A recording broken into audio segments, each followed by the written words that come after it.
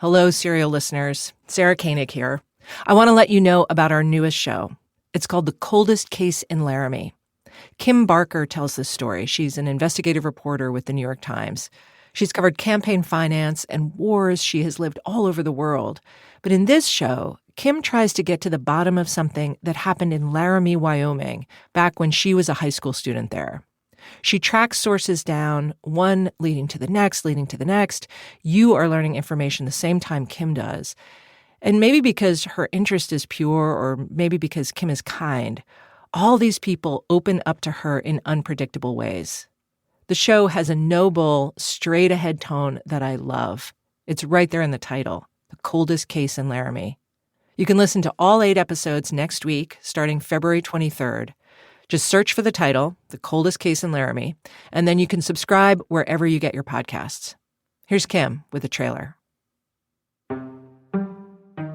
Years ago, when I was a teenager, I lived in Laramie, Wyoming. I've always remembered it as a mean town, uncommonly mean, a place of jagged edges and cold people, where the wind blew so hard, it actually whipped pebbles at you, actually pushed trucks off the highway. Laramie stood at an elevation of more than 7,000 feet and got so socked in by winter storms, it felt like we were trapped, like there was no way out. The town's only high school, Laramie High, was grim even by normal high school standards. One of my classmates killed someone. Other students killed themselves.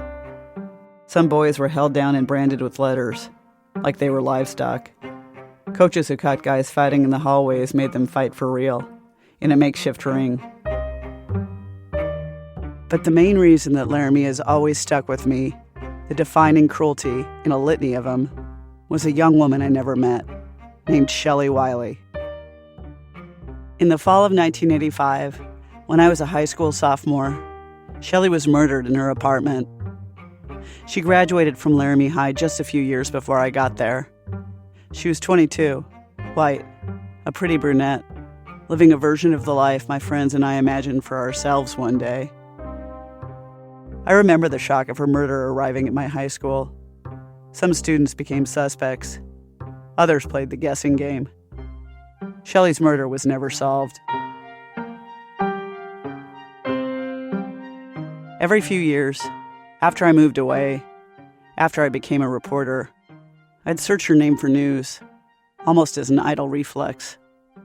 There was never anything. Until 2016.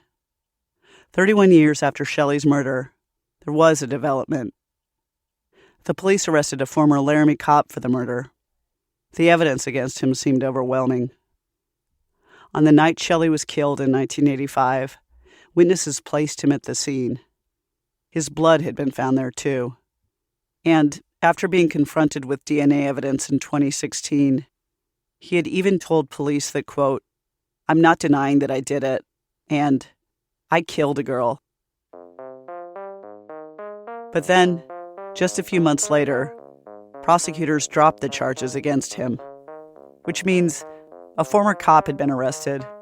His DNA had been found at the scene. He'd even, apparently, given something like a confession, and then nothing? The whole thing seems so Laramie. I doubted this was a story my editor would be into. A 36-year-old cold case from my time in high school, and might have a perfectly reasonable explanation for where it stood.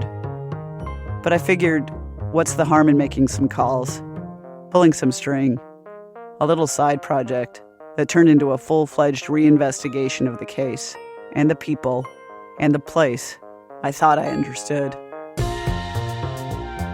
From Serial Productions and the New York Times, it's The Coldest Case in Laramie, coming on February 23rd. Listen wherever you get your podcasts.